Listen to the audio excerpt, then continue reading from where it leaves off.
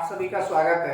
आज हम लोग बायोलॉजी का ये चैप्टर है जैव प्रक्रम या फिर जीवन की प्रक्रियाएं, प्रोसेस ऑफ लाइफ के नाम से इसको जानते हैं।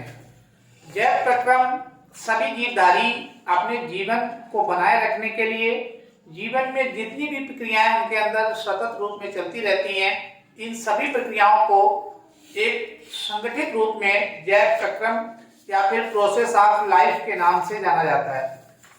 क्योंकि ये प्रक्रियाएं ऐसी हैं, ये जीवधारी जिस दिन जन्म लेता है उसी दिन से इसकी स्टार्ट हो जाती हैं और उसके अंतिम समय मरने तक चलती रहती हैं। ऐसी समस्त प्रक्रियाएं जो उसके जन्म से मरण तक कॉन्टिन्यूअस, एक सबसे बड़ा शब्द है कॉन्टिन्यूअस, चलती रहती हैं। ऐसी सभी प्रक्रियाओं को जैव प्रक्रम या फिर प्रोसेस ऑफ लाइफ कहते हैं। इसको हम लोगों ने डिफाइन किया है, ये पार्ट फर्स्ट है, यानी आज की स्टार्टिंग ही है। जैव प्रक्रम या फिर जीवन की प्रक्रियाएं, प्रोसेस ऑफ लाइफ। सभी जीवधारी, ये एक दो के लिए नहीं, सभी के लिए, सभी जीवधारियों में खुद को जीवित रखने के लिए कुछ मूलभूत का मतलब फंडामेंटल, उसकी जो बेसिक नीड्स है। जैविक क्रियाएं, एक तो ये जैविक है, केवल जीवधारियों में पाई जाती हैं की आवश्यकता हेतु सतत का मतलब एक कॉन्टिन्यूअस चलने वाली इन क्रियाओं को जैव प्रक्रियाएं या फिर जैव प्रक्रम के नाम से जाना जाता है। अब बात आती है कि ये कौन सी ऐसी प्रक्रियाएं हैं जो जीवधारी के जन्म से लेकर के मरने तक चलती रहती है। तो ये निम्नवत है। कौन कौन सी है, इधर आ जाइए। नंबर 1, पोषण। देखिए, पोषण यानी कि ये न्यूट्रिशन, एक तो ये पोषण हो गया। दूसरा पाचन, डाइजेशन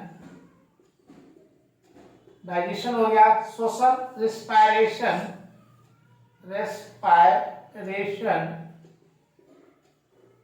तीसरे परिवहन यानी ट्रांसपोर्ट। तीसरा परिसंचरण यानी सर्कुलेशन। और वृद्धि यानी कि ग्रोथ। प्रजनन यानी कि रिप्रोडक्शन। और नियंत्रण एवं समन्वय, कंट्रोल एंड कोऑर्डिनेशन।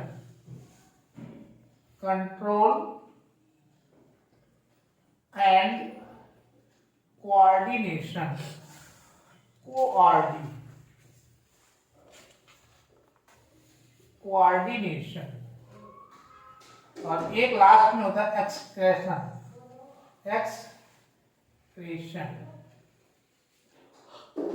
तो ये देखिए, ये ऐसी प्रक्रियाएं हैं जो लगभग 9 यहाँ पे लिख दी गई हैं। पोषण, न्यूट्रिशन, ये किसी भी जीवधारी की प्राथमिक जरूरत है, क्योंकि इसी के माध्यम से वो एनर्जी प्राप्त करता है। किसी भी जीवधारी में 2 चीजों की आवश्यकता बहुत मेन है। एक तो ऊर्जा, मतलब पोषण, भोजन की जरूरत उसको 2 कारणों से है। एक तो एनर्जी के लिए, क्योंकि कुछ भी करने के लिए एनर्जी चाहिए। दूसरा जीव द्रव्य का निर्माण, क्योंकि बॉडी में अतिरिक्त एनर्जी भी स्टोर करके रखना है, क्योंकि हमेशा तो वो खाना खाता नहीं रहता है, इसलिए जीव द्रव्य के निर्माण के लिए भी। पाचन, जो भी भोजन कोई भी जीवधारी लेता है वो डायरेक्ट एनर्जी नहीं मिलती है, उसको बॉडी में अंदर जाने के बाद कई प्रकार से केमिकली और फिजिकली, यानी कि भौतिक और रासायनिक दोनों प्रकार के पाचन से गुजरना पड़ता है। तत्पश्चात वहां से कोशिकाएं एनर्जी लेने योग्य वो भोजन हो पाता है, फिर उसको ग्लूकोज के रूप में लेती है। श्वसन भी एक ऐसी प्रक्रियाएं हैं, जब तक जीवधारी चाहे वो सो रहा हो या कुछ काम कर रहा हो, ये कॉन्टिन्यूअस सब होती रहती हैं, इसलिए ये भी जीवधारी की जैविक प्रक्रियाएं हैं। परिवहन, जो भी भोजन खाया गया, भोजन उसके हर कोशिका की बॉडी को जरूरत है, तो वहां तक इसको ट्रांसपोर्ट करने का काम एक सिस्टम लगा होता है, जो जैविक भोजन को ले जाने वाली प्रणालिकाएं, उसके बाद ब्लड से होता हुआ वहां तक पहुंचता है। परिसंचरण, सर्कुलेशन है, बॉडी में खून जो ब्लड है वो सर्कुलेट करता रहता है, जिससे जैविक पदार्थ या फिर जितने भी उपयोगी पदार्थ हैं पूरी बॉडी में पहुंचते रहते हैं और उसके बाद में जो वेस्ट मटेरियल है वो उसी ब्लड के माध्यम से बाहर आता रहता है। उसके बाद वृद्धि, ग्रोथ। जीवधारी की एक ये भी विशेषता है कि जो जीवधारी है उसमें कंटिन्यूअस ग्रोथ होती रहती है, उसका भी एक डेफिनेट टाइम इंटरवल होता है, उसके बाद वो ग्रोथ फिर रुक जाती है, हमेशा नहीं होती है। प्रजनन, अपने जीवधारियों को, अपनी पीढ़ियों को पृथ्वी पे बनाए रखने के लिए अब उसमें रिप्रोडक्शन की भी जरूरत पड़ती है, इसलिए सभी जीवधारी प्रजनन करते हैं, जिसमें वो अपने जैसे ही शिशु या बेबी या जो बच्चों को जन्म देते हैं, जिससे वो पीढ़ी पृथ्वी पर मेंटेन रहे।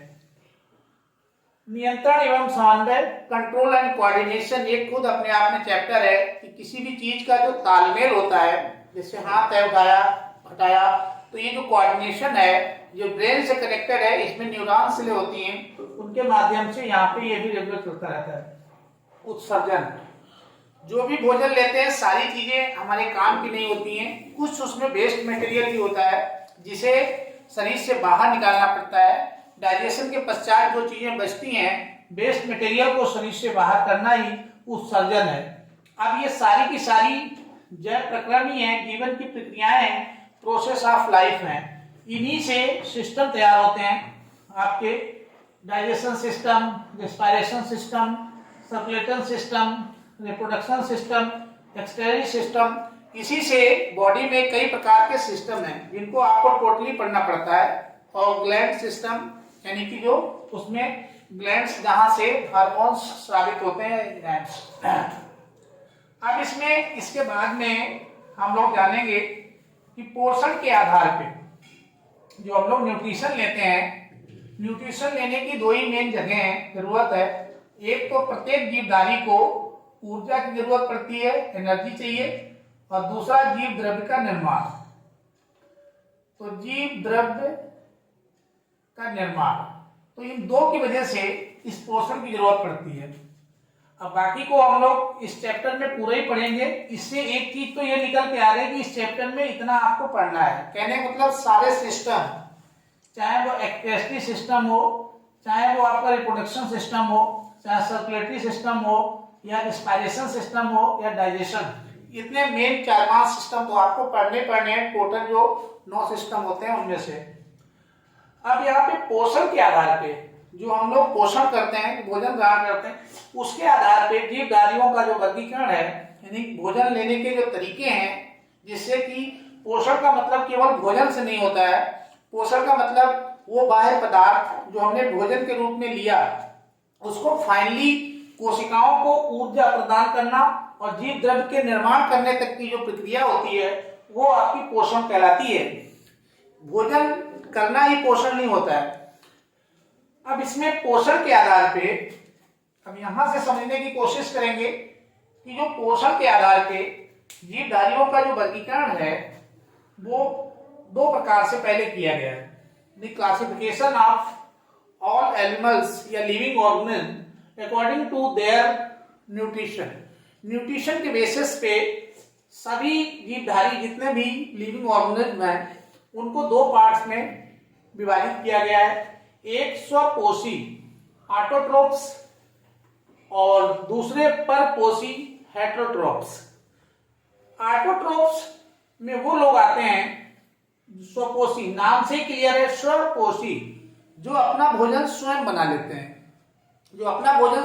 लेते हैं, ऐसे जीवधारी में आपके हरे पेड़ पौधे ये सम्मिलित हैं, क्योंकि इनकी पत्तियों में क्लोरोफिल पाया जाता है। सूर्य के प्रकाश में प्रकाश संश्लेषण की क्रिया के माध्यम से ये अपना भोजन स्वयं बनाते हैं, इसलिए इन्हें उत्पाद की कैटेगरी में रखा जाता है। तो स्वपोषी में जो पेड़ पौधे होते हैं, 2 चीजें आपको और जानना है, एक उत्पादक, एक तो हमारे होते हैं उत्पादक।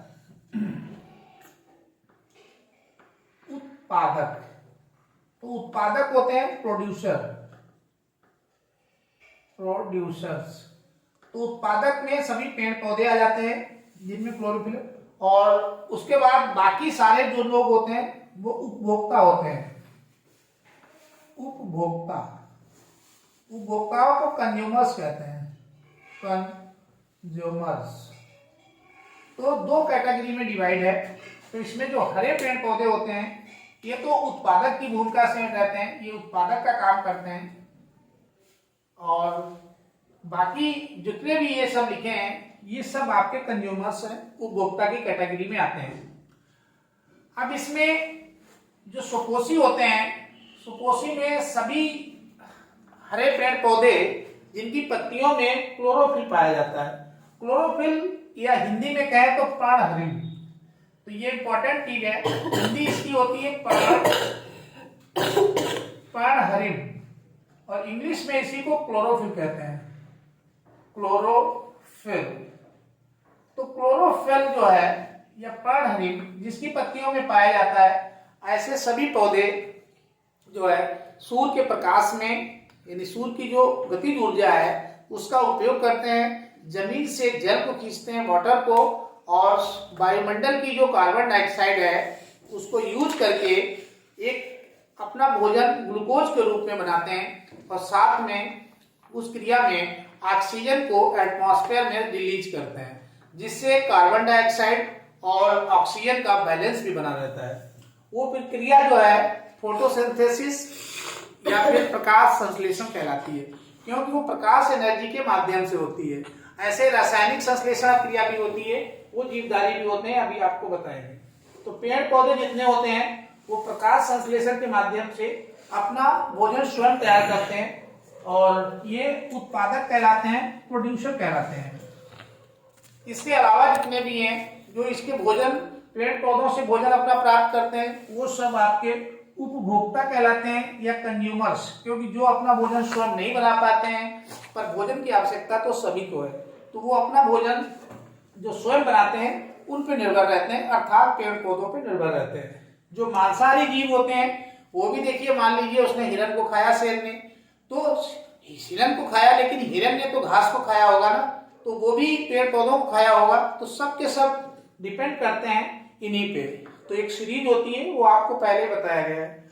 अब यहाँ पे जो परपोषी होते हैं, परपोषी का मतलब जो हेटरोट्रोप्स में आते हैं, हेटरोट्रोप्स के अंतर्गत 3 टाइप के हैं, ध्यान रखिएगा इसमें। एक तो मृतोपजीवी है, दूसरे परजीवी हैं, और तीसरे प्राणी संभोजी हैं।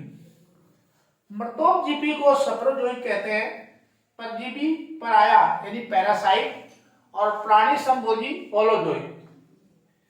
तो मृतोपजीवी ये वे जीवधारी हैं जो अपना भोजन मरे हुए पेड़ पौधे, सड़ी गली पत्तियों से प्राप्त करते हैं। मरी हुई चीजों से, यानी जो जीवधारी या पेड़ पौधे मृत हो जाते हैं, मर जाते हैं, उनको सड़ा गला के उस जगह से अपना भोजन प्राप्त करते हैं।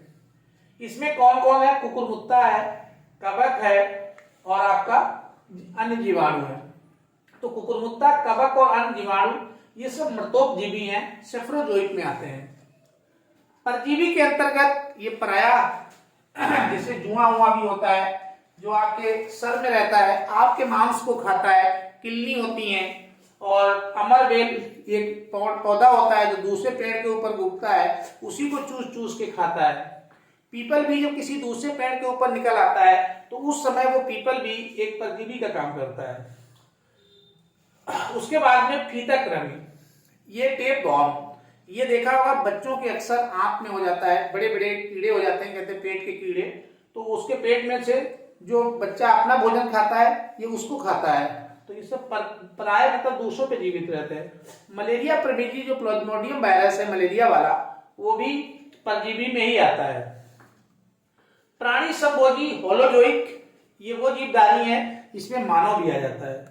होलोजोइक के अंतर्गत सूक्ष्म जीवाणु से लेकर के अमीबा और उच्च श्रेणी तक के जंतु समस्त इसमें काउंट किए जाते हैं। तो इसका एक बहुत बड़ा क्षेत्र है, इसमें सारे इसी में आते हैं।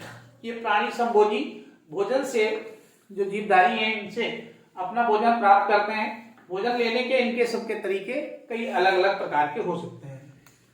अब इसमें एक विशेष चीज लिखी गई है कि सभी केवल पौधे ही उत्पादक नहीं है, अपना भोजन स्वयं नहीं बना पाते हैं। इसके अलावा भी कुछ अपवाद के रूप में देखिए, जंतुओं में कई बार पूछा गया है, जंतुओं में एक जानवर होता है, ये छोटा सा यूग्लिना। यूग्लिना एक ऐसा जीव है जो ये भी स्वपोषी है, तो यूग्लिना सुपोषी है क्योंकि अपना भोजन स्वयं बना लेता है।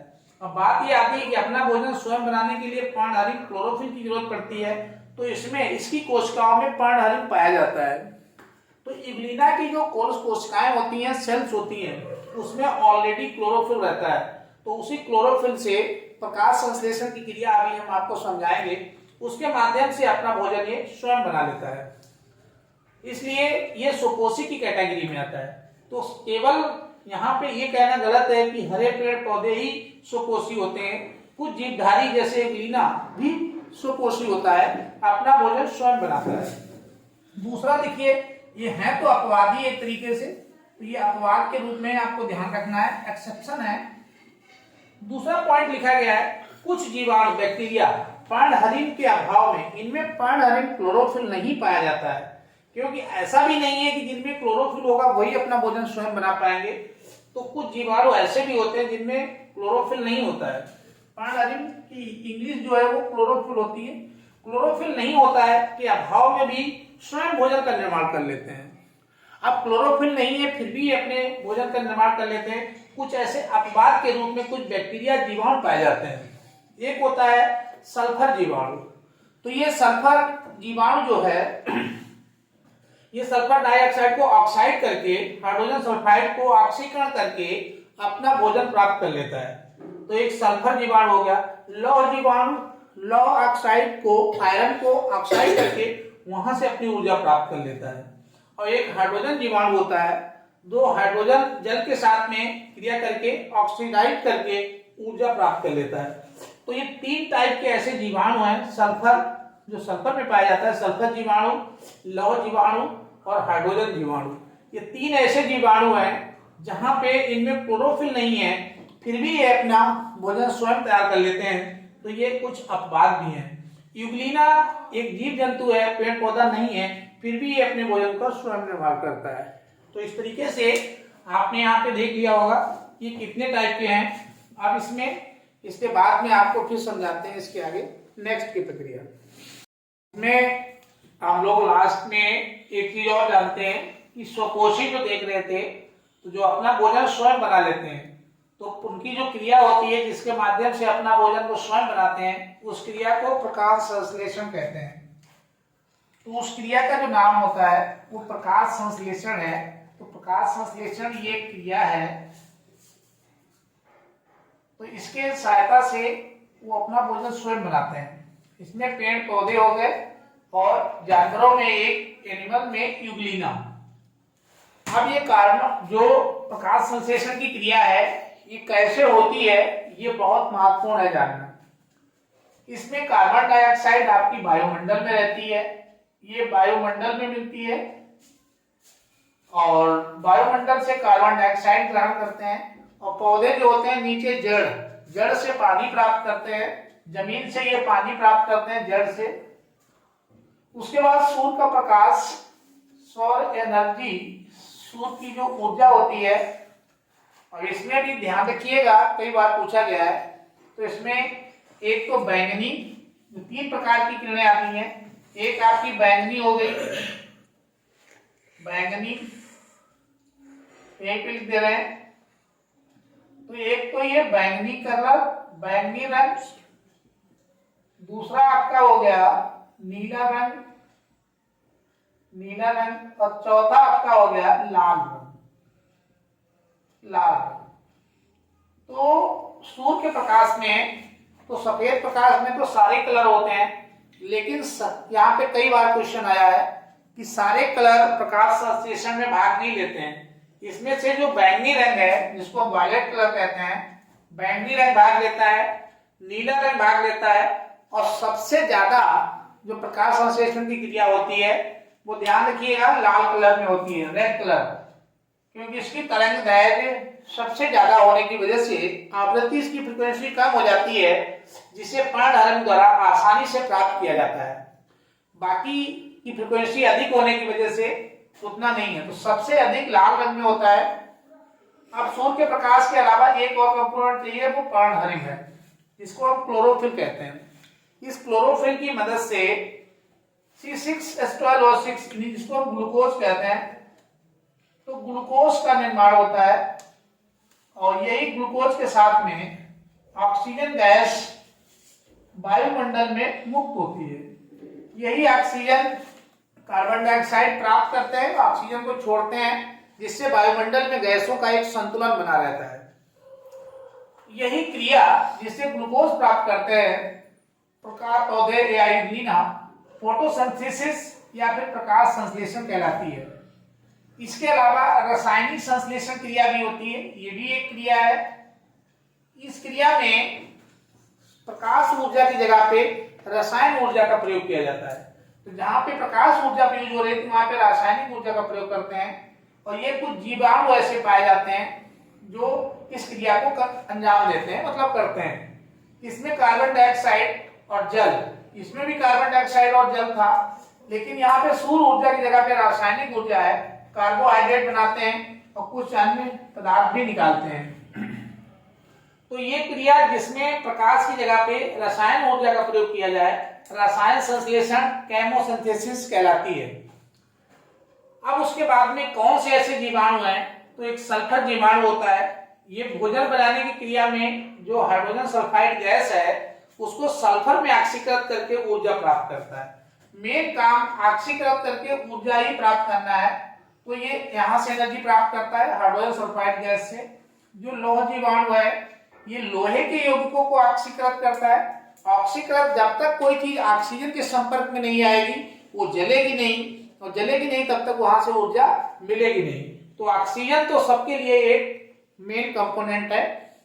उसके बाद में ऑक्सीकृत करके ऊर्जा प्राप्त होती है। तो ये लौह जीवाणु के लिए हो गया। एक हाइड्रोजन जीवाणु होता है जो हाइड्रोजन और जल को ऑक्सीकृत करके अपनी ऊर्जा प्राप्त करता है।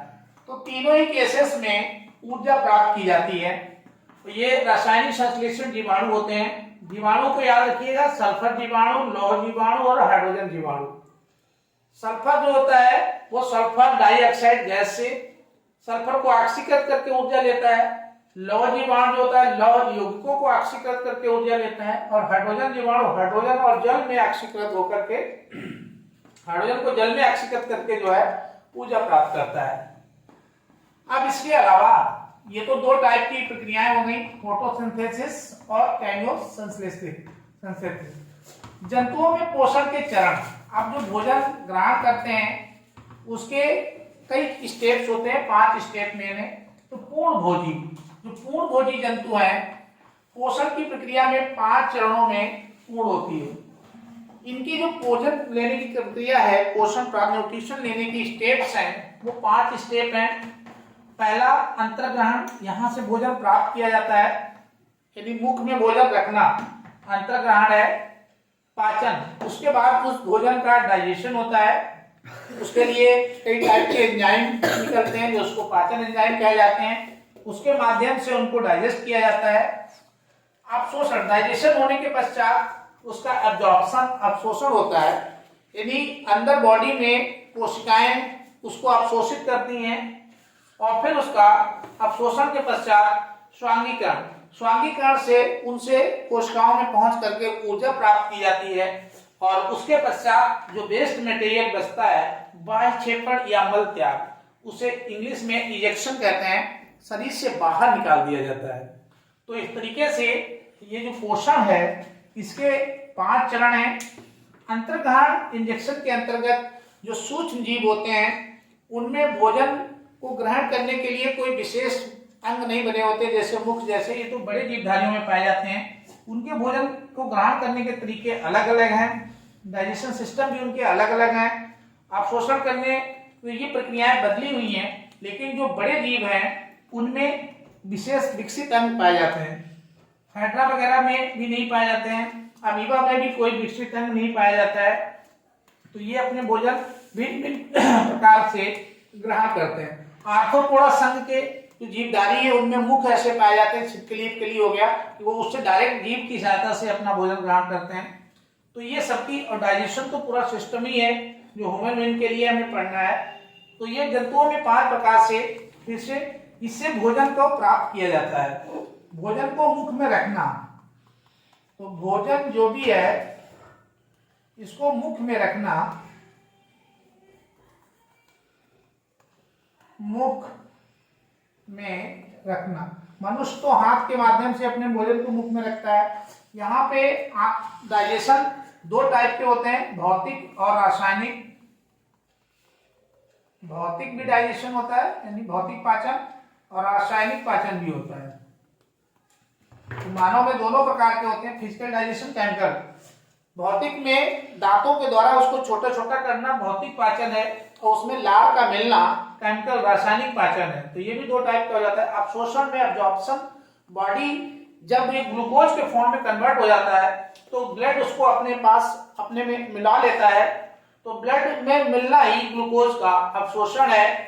तो यहाँ ग्लूकोज जो होता है, ग्लूकोज ये आपका रक्त में मिल जाता है, तो ये अवशोषण की क्रिया है। उसके बाद ये समस्त कोशिकाओं में पहुंचता है, जहां पे इसकी यहां से स्वांगीकरण में इससे ऊर्जा प्राप्त की जाती है, यहाँ पे इससे एनर्जी प्राप्त की जाती है, और जो वेस्ट मटेरियल है उसको शरीर से बाहर निकाल दिया जाता है। तो ये आपका मल त्याग, जैसे यूरिन ज्यादा बनता है तो अतिरिक्त यूरिन को, यूरिया को क्या करते हैं, बाथरूम के माध्यम से बाहर कर दिया जाता है, जिसको पेशाब कहते हो।